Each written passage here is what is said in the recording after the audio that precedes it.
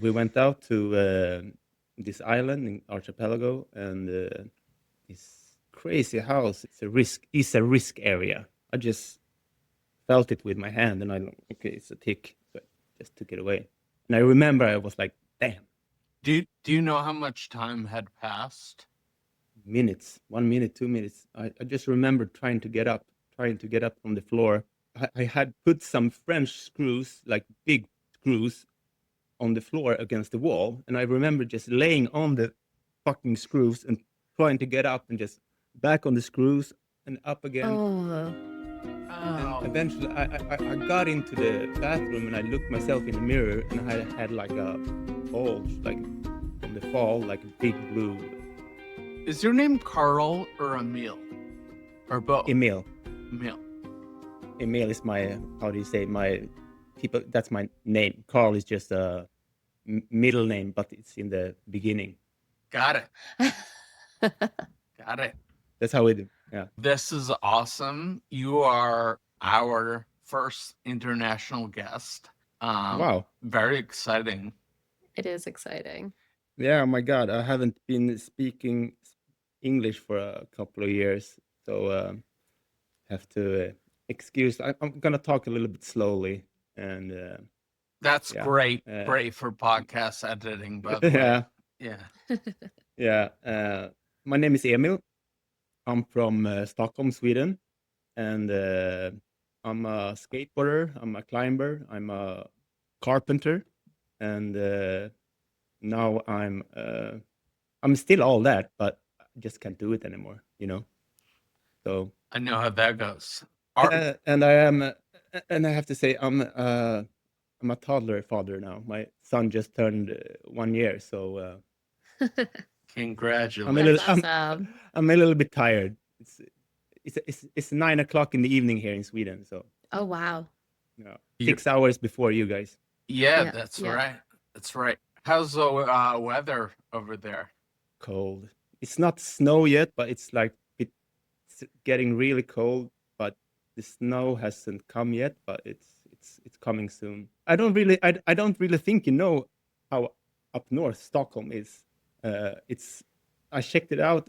It's like Siberia or Alaska. Oh my So God.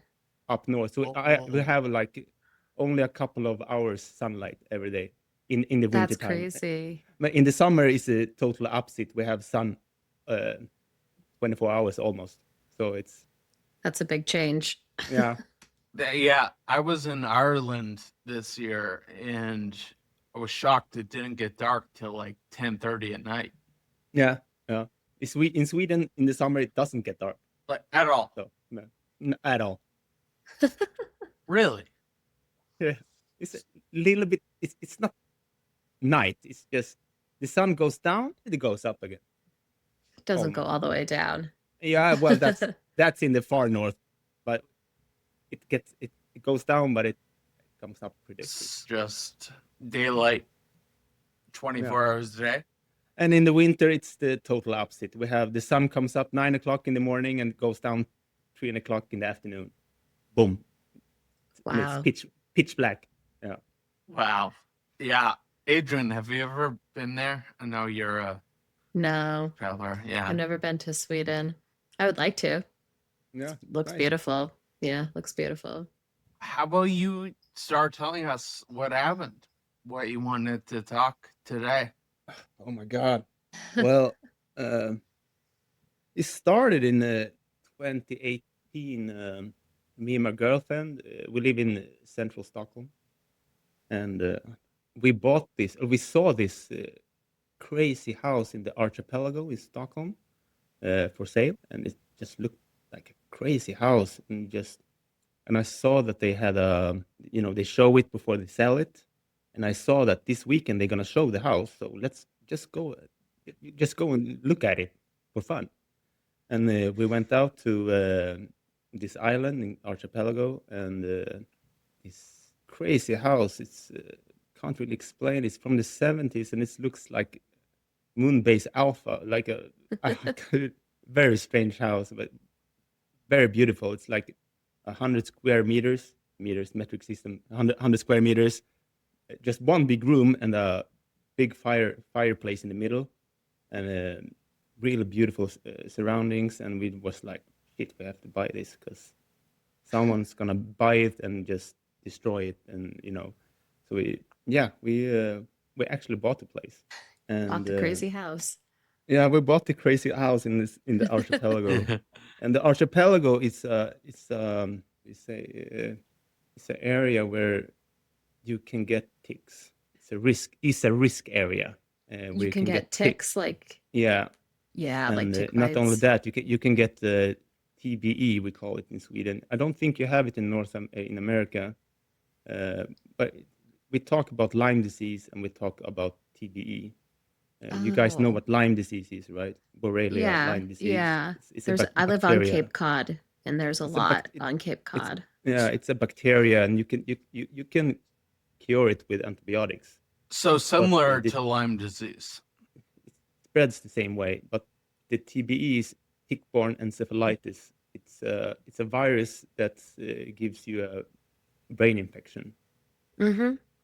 and it's a risk area. And we knew this was. I should have gotten a vaccine, and my mother told me the first year, but you have to get the vaccine. And I was like, yeah, I'll do it. I do it later. I'm immortal. Like, It won't happen to me. no, it won't happen to me. So I just That's very pushed it. Yeah, it's I should have very listened to my mom. totally. And males are very good at, oh yeah, I'll put that Absolutely. off. I'll put that off. Yeah, I mean, I'm a climber. It won't happen to me. I'm fit. Mm-hmm. I'm never sick. And I think I'm confused a little bit with Lyme disease because I've heard that you can be like a little bit paralyzed in the face, or you can get how do you say brain fatigue? Is that a word? Lyme, yeah, Lyme disease. You get brain fatigue. You get hard to do many things at the same time, and Yeah, yeah. that's what I knew about the Lyme disease, but I didn't know that the TBE was that you could get this sick that I did from TBE. But anyway, we bought it in 2018, and in the summer 2019, it was like the first week on our summer vacation, and I knew I've gotten a tick like 2 weeks before my stomach that I found in the shower. I was like, damn, took it off. Like, okay, whatever. And Was it but big? 2 weeks, A big one? it's now, no, it's really, really small. I just felt it with my hand, and okay, it's a tick, so I just took it away. And I remember I was like, damn. But then maybe 2 weeks later, we were out there, and in the evening, I started to get a real bad headache. Like I don't have migraine. I don't know, but it felt like Migraines, yeah. I felt like I had a knife in my head. Um, Ow. and I'm almost never sick, and I never complain. So my girlfriend was like, "This is not, this is not good. We should go to the hospital tomorrow. You shouldn't be feeling this way." But we went to bed, and in the morning it was a little bit better, and we were just out with the dog. We had borrowed a dog and from our friends, and I was just going into the house to leave the collar to the dog. And I remember on my way up to the porch or to the entrance that I got a blood pressure loss. What do you call it? Oh yeah, Uh, like your blood pressure dropped. yeah, and So I you just put my fainted. no, not there, but I just put my head between my legs, just regain the oh yeah, You got normal. dizzy. Yeah. Yeah, and I just stand up and I walk into the hallway, and then it got black. Just Blacked then I out. fainted. Fell I down. blacked out. I fell like Oh, in the stone floor, and I remember trying to get up from the floor, and Do you know how much time had passed? minutes, 1 minute, 2 minutes. I just remember trying to get up from the floor. I had put some French screws, like big screws, on the floor against the wall, and I remember just laying on the fucking screws and trying to get up and just back on the screws and up again. oh, And Oh, eventually, I got into the bathroom and I looked myself in the mirror, and I had like a bulge, like from the fall, like a big blue. Oh Uh, yeah. yeah, and I had cut my eyes, cut my chin, and I knew I had to go to the hospital because I have to get stitches. So I just called my girlfriend in, and she just looked at me, but what the hell is going on? She was in shock. I looked like, like this under the eye and bleeding. But she called 112. Well, you call it 911. In Mm-hmm. Sweden is 112. oh man, She called the that's a she good called tip. 911. That's a good Yeah, tip for she It's any not called the Amer same everywhere. 911, and she almost knew immediately what was going on. She was like, he's got TB. It's got to be TBE, this tick-borne encephalitis, because she she put one and one together, and Yeah. Is it because like you see, very common? it's not common. It's not. It's that's it. It's getting more and more common, but it's not that common. But because of my symptoms the night before, she was like, something with the brain, and now this happens, could be TB. So it was like, he got TB. But anyway, we're on an island, so they were like, Oh just right. just go out. We send a chopper. Just go out and wave some white T-shirts or something, so we know where to land. Wow. Yeah, and then I just remember the two doctors, not doctors, but the guys who flew the what do you call it? The not Med doctor, the med the med flight the med or guy. Yeah, the two guys Yeah. came. EMTs. EMTs. Yeah, just they came in and they asked me some questions like, "Can you do this? Can you pull your knees to your chin?" And they did some tests on me, and I couldn't do it. And they just looked at each other and like, "Okay, let's go." Gotta So go. they, Okay, so to recap, you're on this island with this crazy house. You get this tick bite, and your girlfriend calls, and you wave some T-shirts, and a helicopter lands. yeah, This is not on our it. place, but they landed on our neighbor's lawn, you could say. And so I just remember they carried me out. They took my car, my carpenter car, just threw everything out, put me in the car, drove me down to the helicopter. And the last thing I remember is they put me in the helicopter, and I was like, "Yes, I'm gonna fly helicopter." But You're like, before we sweet. before we even lift off, I was blacked out, and I started to Yeah. cramp. I started to cramp, and I don't. That's the last thing I remember. Just we're lifting up with the helicopter. So it's like meningitis, Jake. I just looked it up because I was like, this sounds like it's very serious. And it Meningitis. is. What is that? I recognize that. It's Meningitis is the same thing. It's the meninges in the brain and they swell. So that's the yeah. same as like an encephalitis. It's brain swelling, and it Well, affects the the central nervous system. yeah. The thing is, the tick-borne encephalitis. Encephalitis is the skin around the brain. Around the brain, you have like a skin. What I don't know what do you call it in English? Like a case. Yeah, and that can get infected. But Hmm. in my case, it got even worse. I got a brain infection, and then I got myelite. I don't know the word in English, but it's the spinal cord infection. So I got Okay. so I got both spinal cord infection and brain infection. But they didn't know it then. But it took a couple of weeks before they understood what was going on with me. Yeah. So When yeah, did you so start? When did you like wake up or start remembering things again? it, the first couple of months is very blurry.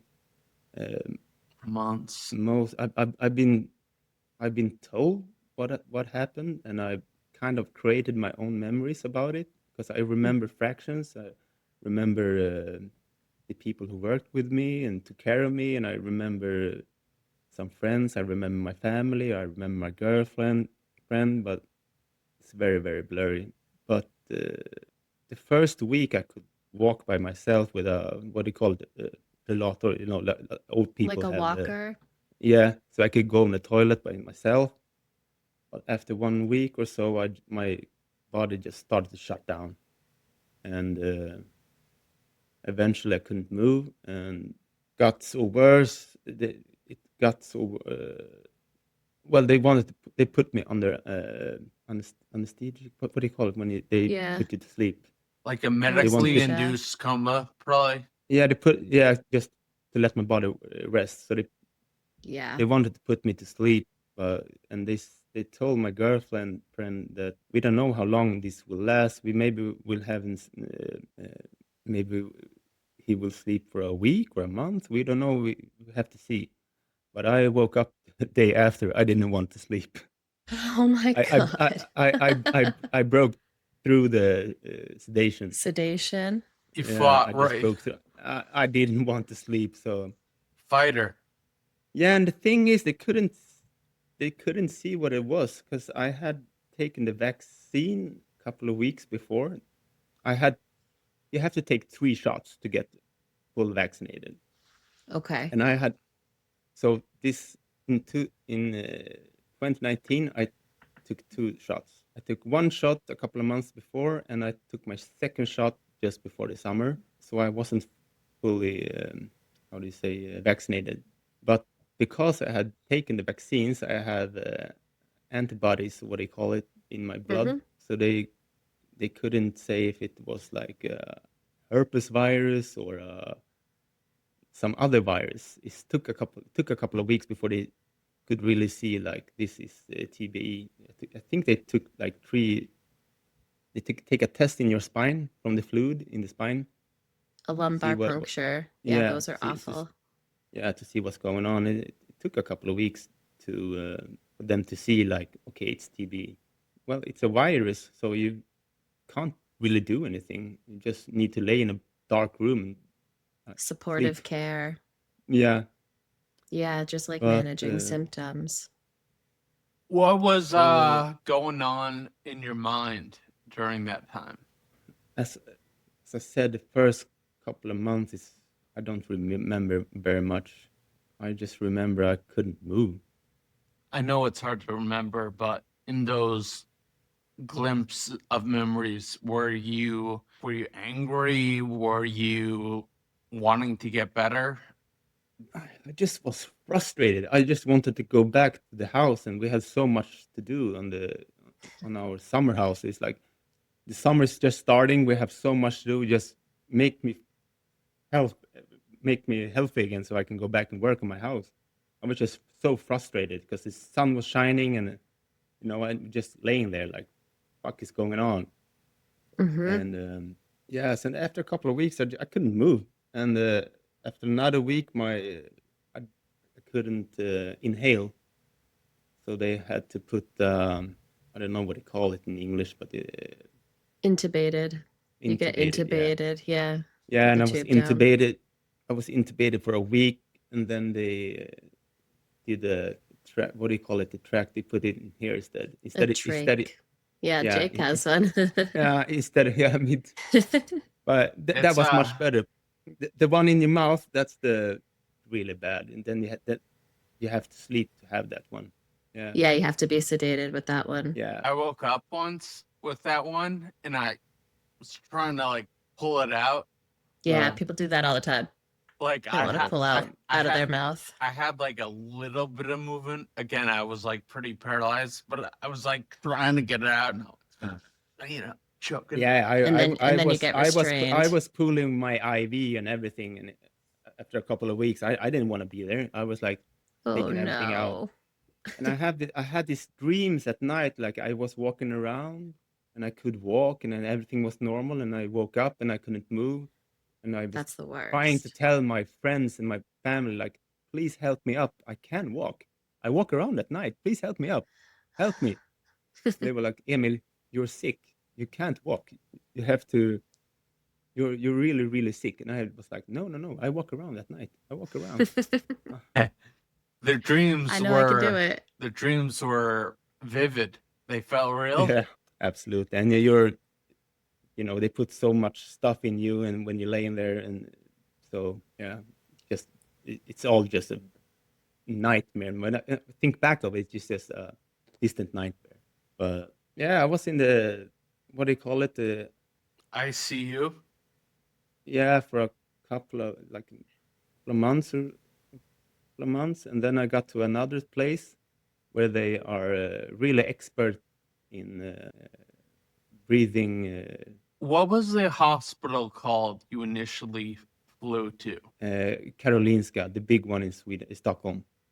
The big Really good ones. hospital. And then Yeah. where did you go where they were experts on more breathing? It's called Remeo. It's in the suburbs to Stockholm. It's a really, really good place where they're really experts on this thing. The And trachs. yeah, and there's I started to rehab for real, like sit up in the bed. Were you able to communicate when you got there? I know with the trach, it's very hard.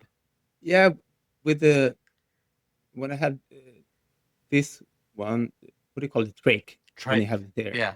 Trach, Yeah. yeah. In the beginning, I learned to talk in a different way. I just use the air in my mouth. I let, Little sounds. and the only ones who understood me was my girlfriend, or so she had to translate to the. I could communicate, but after a couple of weeks, they changed it to a speaking. Yeah, you graduate and you get one of the speaking ones that Yeah, has like a cover on it almost. yeah. So you can push the air through your vocal cords, so you can Mm-hmm. actually start speaking again. That never And I was worked. there. That never worked for me. No, No? no, I tried. I had to. no. I can't even explain what I had going on. But yeah, please go on. Sorry. So after a couple of weeks, months, the time for me is I don't know how many weeks or months, or I was there for a long time, and Yeah. I rehabilitated so I could take it out, so I could start to talk and learn to eat and drink again. And after that, I got back to Karolinska for a month, and I got my first wheelchair, a manual wheelchair, because I had started to move my arm, so I could like manage a wheelchair. And then I got to this really beautiful place called Spinalis. They specialize in what do you call it? Spinal cord injuries. Mm-hmm. It's a center in Stockholm, and there I was for 12 weeks, just really starting to physiotherapy and talking to what do you call it? Psychologist? Psychologist. Thank you. Mm-hmm.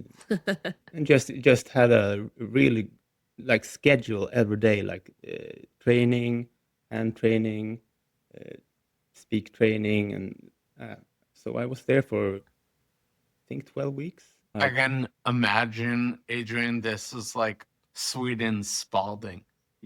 Yeah. Very Yeah. You have all the intensive different therapies. speech, occupational therapy, physical therapy, psychology, all Hand kinds of therapy. training. Oh yeah, Yep. Yeah. never Yep. ending. They work you out forever. I mean, that's Yeah. It's So good though. thank God you got there. What do you remember feeling when you got there? Were you just exhausted? Were you happy to be there? What was going I on? was really happy to be there because then could really start working out and like had a real good schedule. Like today you got to do this, you got to do that, and you got to do this. And You but saw the also progress. I was gonna say, not yeah, did you really. feel like you were progressing? No, not really. I don't feel that way now even. It goes Yeah. so slowly that I have to watch movies or pictures from before to even see that I'm going forward. I can It's relate. I can relate. yeah, and but also it was on around this time I really started to understand what was going on, and like this is real. This is how it's gonna be now. This is my new reality, and that's when it's got dark. Kind of, it's like then I understood. I was laying in my room at night, and just the walls just shrank, and like so a lot of anxiety and Yeah. Depression, maybe. yeah, because then Yeah. it hit me. Then it hit me for real. Yeah, Emil, I know that feeling. Yeah. So yeah, and I was there for almost 3 months, and I came home in January 2020. So I had been in the hospital for 6 months, I think. And I was like, yes, finally I got to meet some friends and just catch up, because I have lost so many memories. And I felt like I have to meet friends to refresh my brain and just look at pictures and like remember stuff. But as you know, 2020, the coronavirus came. So, Oh yeah. and I was Yeah. in the risk group, so I was quarantined 6 more months. So for me, it was a Oy. quarantine on a quarantine. Did you ever end up getting the coronavirus? Not not then. Uh, I I think I got it. My son got it when he was just a couple of months, Really? and I think we got it too, but it didn't hit us that bad. I was still in one of my rehabilitation hospitals until the end of 2020. But when coronavirus first started, I was like one of the first people to get it in this nursing home I was stuck in. It was Yeah. like end of days over here. Good thing you didn't get it back then. I remember a lot of people in the hospital I was in started dying. People that are very medically compromised at that time were having a hard time. Yep. So when you moved home, did you move back to the island, The or crazy did house. you guys No, we relocate? live. No, we have an apartment in central Stockholm. The house Okay. we bought is just what we call summer house, so Oh, like a okay. vacation house. So Oh. we moved back to my one room apartment with and then I had a, what do you call it, a zip up, when the one you use at night with a Oh, a CPAP. Yep. seep. Yeah, Yep. I was using that, and I have a cough machine, and I had a rehab stuff, and my one room apartment was just full of stuff. So the Yeah. hospital made sure that you were sent home with everything that you needed. Yeah, and I had a girl. What do you call it in English? But I had someone with me 8 hours a day. PCA. Oh, like a visiting. Yeah. Maybe a nurse, And visiting nurse. yeah, maybe a nurse. Not But nurse, for 8 but hours. like a caretaker, like Yeah, the ones who A take care of PCA. old people. PCA. Yeah. So she helped me with everything. She helped me with shower and food. Mm-hmm. How's the medical insurance work in Sweden? Uh, uh, how do you mean you mean if we pay? Yeah, like Health insurance. with the helicopter ride, like do they Do take you want out to your get into credit card? politics? Not really, but You I know, think it's Sweden very is a social. different than here. It's a socialist. Sweden is a socialist country in the what do you say, in the beginning. So our welfare state is like, you don't pay for education, you don't pay for medical stuff. It's taken care of. It's very So different than here. yeah, yeah. it's very different. Well, that's amazing. You got into And they have good these. health care, I think. You guys have good health care over there, right? Absolutely. And Yeah. it's Yeah. very hard to get into these rehabilitation centers that are really good, and it sounds like they just gave you what you needed. Yeah. Crazy It's not idea. it's not that many spinal cord injuries in Sweden compared to US. I think you have a lot of motor traffic, veterans and stuff like this. In Sweden, it's not that common, and we're not so many people in Sweden either. So Yeah. yeah, Makes they sense. took good care of me. Absolutely. That's great. And yeah, All right, so you got the PCA, your 1-bedroom apartment is filling up with stuff, and your girlfriend is still in your life. absolutely. Yeah, It's awesome. she took the load. She did everything for me. Yeah, she's awesome. Um, What's her so name? Louise, Louise. Louise. Louise, It's I'm awesome. sure she's learned a and lot. absolutely, What does life look like now? it's all about Ollie, my toddler. Ollie, the baby? Yeah, Yeah. yeah. And I'm trying to start to work again. I haven't been working since I got sick, actually. Wow. I've just been doing rehab and trying to get as best as I can. And for Ollie, yeah, What did you do for work before this? I know you were a climber. I'm a carpenter. I had my own firm, but it was only me. But I don't know what it called. I don't know, even know if you have it. It's a firm. Just I had it for myself. Yeah, Yeah, yeah. no You're just employees. self-employed. Exactly. Just you. You would build things for clients. Yeah, the first 10 years I was working with like renovations, apartments, just floors, walls, bathrooms, kitchens, floors, floors, floors, floors. Lots of And floors. yeah, a lot of floors. And then I got a chance to work in a company where they make more like one-off things, like for interior designs and like Yeah. we did like reception studios and more what do you call it, fine carpentry.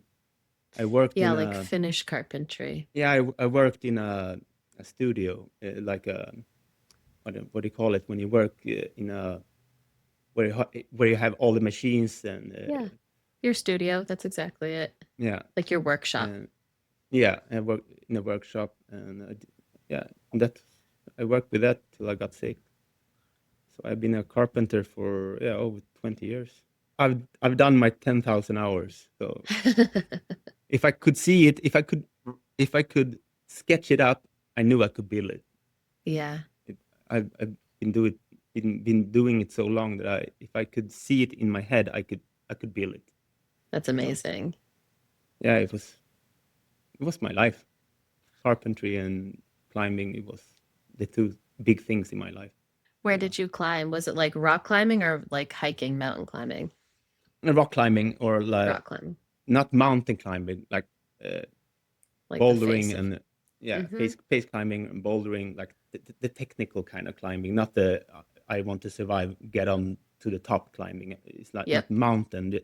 It's like technical sports climbing, bouldering. Was a yeah, it was a lifestyle. Everything I did was around climbing. If I traveled somewhere, I traveled to climb, and I didn't travel to lay on a beach. I was traveling to climb. Mm-hmm. So Mm-hmm. it was a real, it's a lifestyle activity, you can say. Definitely. So now you have a 1-year-old and you're thinking about getting back into work. I know better than anyone how it is to not be able to do what you once used to be able to do with ease. I mean, I certainly couldn't rock climb, but I can imagine if I used to rock climb and I look at that and be like, can't do my hobby anymore. What are you thinking about doing for work? For work or for hobby? Let's start Both. with hobby. I think Yeah. that's this thing in America. When you ask someone what are you doing, you always start with what are you working with. Here Very it's like true. what are you doing? It's like what are your interests? Mm-hmm. But What do you over like there to it's do like for what fun? yeah, but what that like I have to find new interests. I've tried sailing. It's fucking awesome. Sailing, you get the wind in your hair, like, and you on the water. I really want to do that again. And but for work, I know carpentry, so I hope to get in some kind of administration. How do you say it? Like work with numbers in carpentry, like Mm-hmm. in that kind of way. Or I'm working on same on speaking to people about TB, like inform people. Yep. I want to inform people how because I didn't know it could get this bad, and I want people to know that it can get really bad. Totally. And And maybe like, don't do what I did and go get the vaccination before you move up to the island. yeah, precisely. And the thing now, it's getting worse and worse every year. Much more ticks and much more TB. You can see it in the statics. It's like it's getting worse and worse for every year. So we have to do something about it. We have to put some resources, you know, study it, because I think we are in Sweden. We are a little bit behind a lot of countries around the Baltic Seas. They know more. Like Germany, they know much more about TB than we do in Sweden, which is strange because we have more TB here than in Germany. So it's time to do. It's time for some studies, I think. Yeah. I would think that they would share the studies and the knowledge. They do, absolutely. My whole good my English. When they tried to figure out what happened to me, they went by German studies. Yeah. Because they are the newest ones, and we're a little bit behind. But I think they start to wake up now because it's getting more and more TB cases, and it's gonna get worse. I think the Yeah, and new it's very serious. yeah, and it's serious in a way that on me you can see it, that I'm being sick. I'm in a wheelchair. I can't move my hands, and I'm brain fatigued. But the worst thing about TB, it's what's going on in here. On many people that got TB, you don't see it on their body because it's in here. You're not the same person anymore, and you can't do how do you say? I'm used to have how to say. I used to have a lot of balls in the air.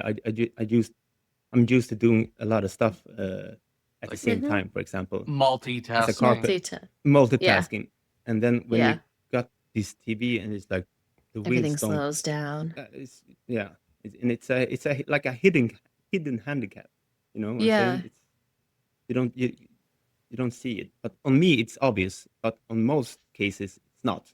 It's on the inside. Yeah. I didn't Yeah, realize that it affected like cognitive functioning yeah. that much. Like it's really slowed you down. Like you said, That's you're the foggy. it's yeah. That's almost the worst thing. That affects you as well.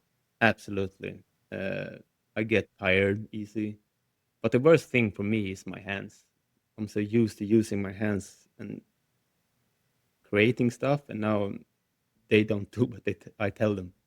Mm-hmm. So, Can you explain that a but little more? Did they get contracted from not moving? this is my right hand. I'm Yeah. pretty strong like this, but I can't stretch my fingers out. Yeah. My thumb is really bad. And this one is even worse. It's my left hand. Luckily, I'm right-handed, but I'm really weak in this hand. I can't even take toilet paper with this hand.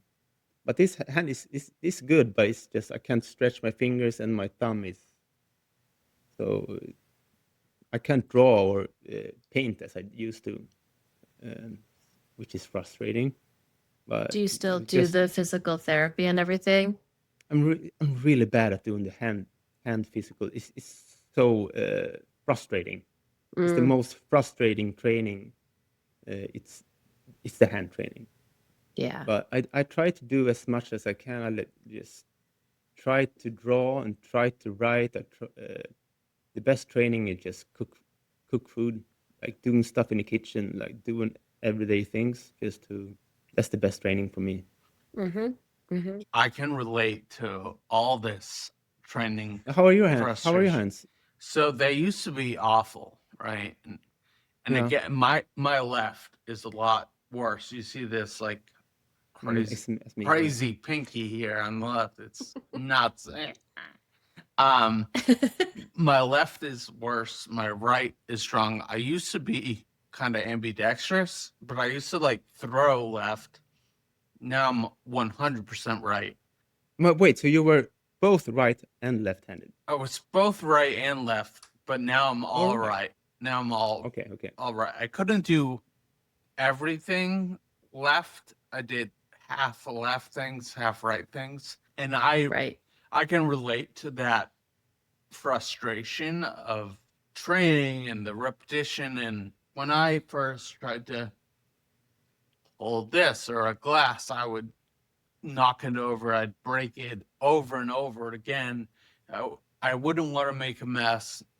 They just kept telling me, through repetition, will get better. Keep making a mess and keep going. And it's the worst thing ever. But the hand therapy that really helped me the most is something called Sabo. Have you ever heard that term? Sabo. Sabo.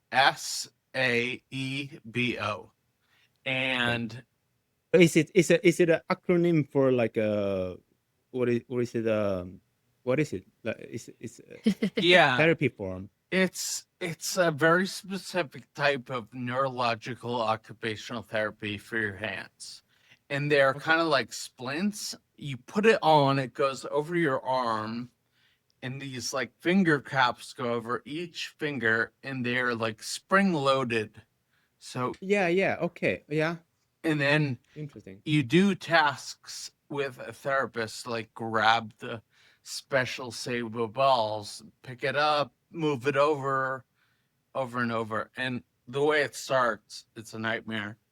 I was horrible at it, but it brought my hands back to life because they were stuck like this. Yeah. Stuck. Contracted. And then they got here, here, here, and then they got here, and I couldn't do anything with them. And Sabo made them. It promotes functional grasp, the way to properly grab things. Damn, man, I wish I donated mine to somebody else.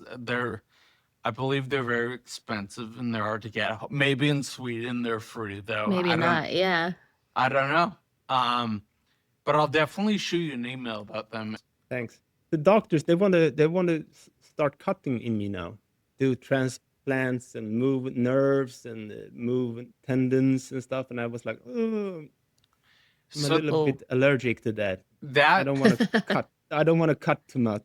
That was definitely brought up to me as well, and I was actually all for it. I was like, cut off my ankles because they were so contracted. Do something. Do something. I gotta get out of this fucking hospital. Make me better, please. Make me better. Like, cut them off. Yeah. But then they were like, you're recovering on your own. Just keep going, keep going. But yeah, it's like if you don't do it every day for an hour at least, your exercises, you just lose ground. And you really have to stay on that.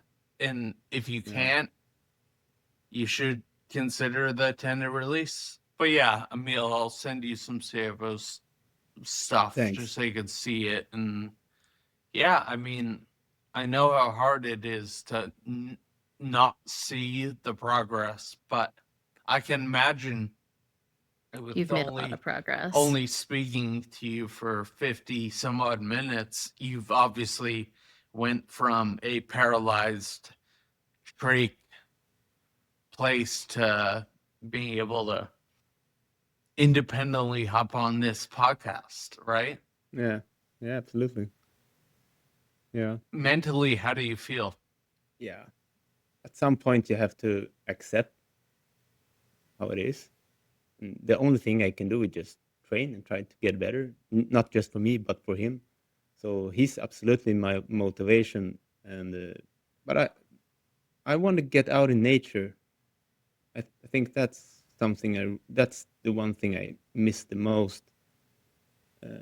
That's the thing about climbing. It's not only about the climbing. It's you get out in the forest and you get out in the nature, and that's almost more than half of it.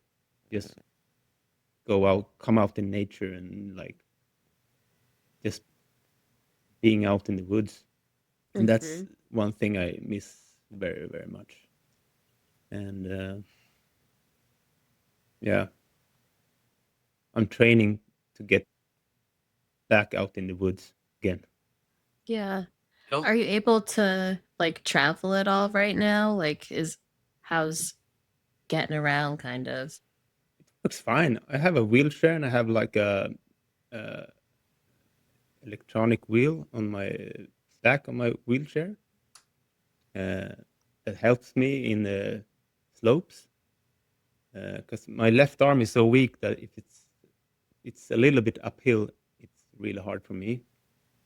But I have now I have a car that I can drive. Oh, That's nice. really really freedom to go around in my own car and traveling works fine. Uh, Airplanes work good and everything works. It just I can't get out in the woods. Right into the woods, and yeah, yeah. Do they have any adaptive sport programs in Sweden? That would be cool. Adaptive sports programs. I don't know, man. Think so, but it's not big. Um, there are traveling agencies that like uh, very focused on people in wheelchair stuff like this. But and in sports we have in Sweden there in the 80s they did a study on people in wheelchair and they saw like people who do sports become much more independent in everyday life. So they started a group where they tried to recruit people to start what do you call it parasporting. Hmm. They tried to recruit people to parasport so because the effect is you get more independent and you get more self reliant or what do you say. Yeah, um, yeah. so that's a really good initiative they have here in Stockholm. I've been training with a rehab group for almost 3 years, uh, which is they're really good. That's great. Yeah. I mean, I know the studies definitely show that. But, here there are definitely programs around, usually pay money to join or whatever, that can like get you out in the nature. There's definitely Mm. adaptive sailing, and I did adaptive rock climbing once, both Okay. outdoors and indoors. And there were two. It really hurt my hands, but there's one. I've done it both. I've actually tried to climb the things that really hurt my hands. And then they have this other thing. They put you in this like, it's kind of like a hammock, and you pull. It's kind of like doing these presses like this, and every time you do it, you go higher and higher Yeah. until you're at the top. Aid climbing. There's so many different disciplines in climbing. What I did before was the physical climbing with your hands, Hmm. but I want to I want to climb again, of course, but then I have to go back to the old school climbing, the aid climbing, where you don't use your hands. You use hooks and you use nuts and friends or like this mechanical stuff you put in the cracks, and then Yep. you pull yourself up with a rope. So you just put stuff in the rock and you pull yourself with a rope. So Yep. it's not. Uh, so Not the that's not the same, but it's a way to start. yeah. Get you So out there and get you on the rocks. yeah, exactly. So that's absolutely a goal I have to start aid climbing, like old school climbing. Because Oh, in the old days they didn't climb like this. They use uh, hardware to get up, Yep. ropes, definitely. and I S- think that it could actually work because I'm really strong in my right arm, so can pull this and just I can climb with just one arm. that- There's nothing that will motivate you more than frustration. So once you start doing it, you get really strong and pull yourself up, I think, out Yeah, of just frustration. just to make a pulley system, you can take your whole weight with just one arm. But I just want to get out on the rocks. I just want to get out and up. Yeah, Yeah, you can tell you love it. yeah. It's as I said, it was my lifestyle. It was I was out in the woods 3 times a week, every week. Is there anything else you want to say before we wrap up? I don't know, man. Not really. It's just, no, I don't know, man. Well, Yeah. thank you very much. Thank you, Jake.